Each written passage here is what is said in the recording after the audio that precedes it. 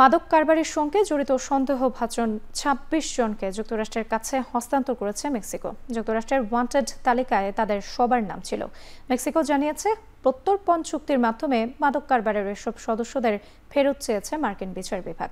পরে এক বিবৃতিতে যুক্তরাষ্ট্র জানায়, এই ২৬ জন সদস্যের মধ্যে মেক্সিকোর দুটি প্রভাবশালী সংগঠিত অপরাধ গোষ্ঠীর বেশ কয়েকজন সদস্যও আছেন, যারা দেশটির মাদক কারবারের বড় একটি অংশ পরিচালিত করে।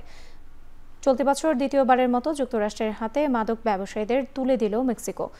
গেল ফেব্রুয়ারিতে অভিযুক্ত ২৯ জনকে যুক্তরাষ্ট্রে পাঠিয়েছিল মেক্সিকান কর্তৃপক্ষ। ট্রাম্পের শুল্ক হুমকির পর থেকেই মাদক ব্যবসা নিয়ে অনেকটা নড়েচড়ে বসেছে মেক্সিকান সরকার।